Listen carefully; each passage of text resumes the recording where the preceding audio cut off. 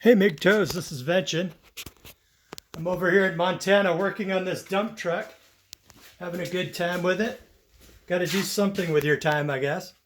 And I am working on the jaws of the dump truck, and these little clevis rods were on there so tight, and they were frozen so bad uh, for the dump truck rear door jaw lock, right?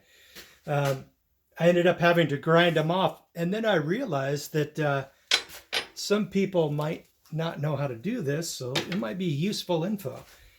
So what you do when you're running into a situation like this, see if this is too hot, yep, a little too hot to pick up, is you take the bolt, right, or the nut that's frozen on there, and you can put it on like a bench grinder, such as this one right here, and then you can grind the nut down enough so that you can just barely start to see the threads.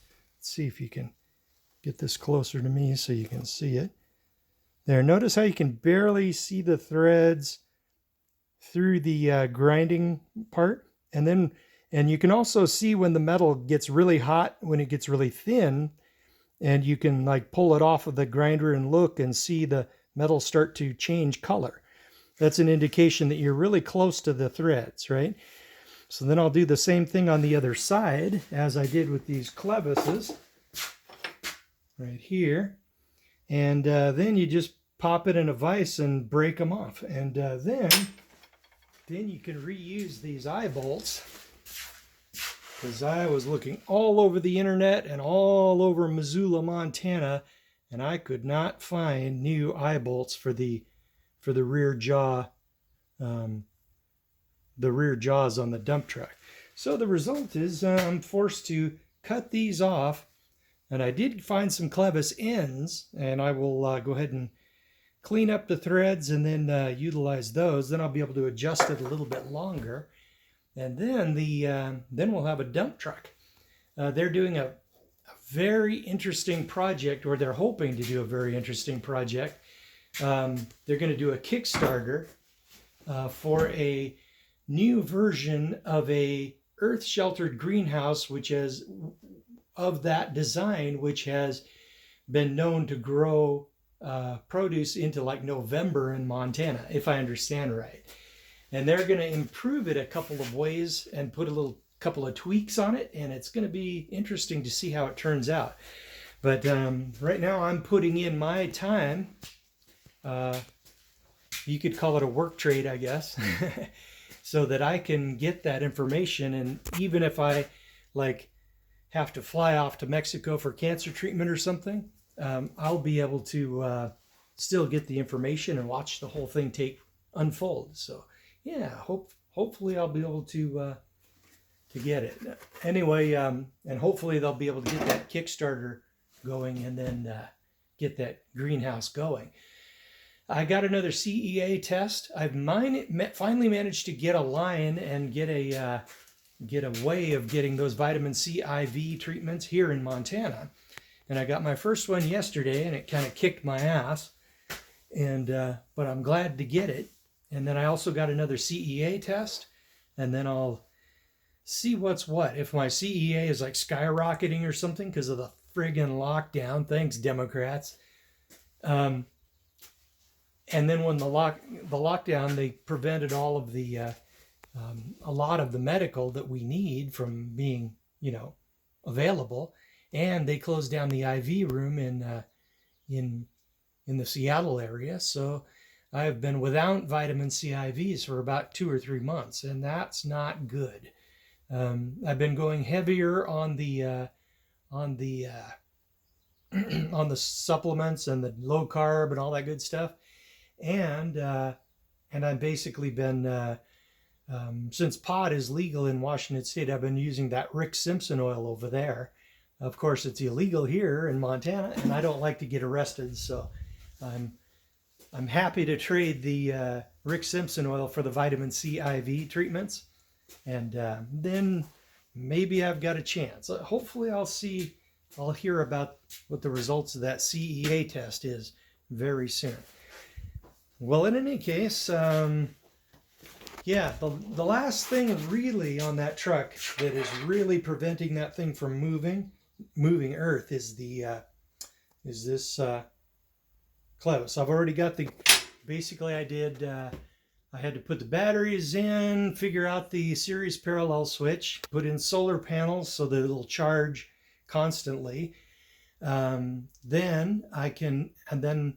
I also put in a starting aid button for the little ether start tank. It's one of those ancient ones from our forefathers that has like the ether tank on the firewall of the truck, and it's designed that way.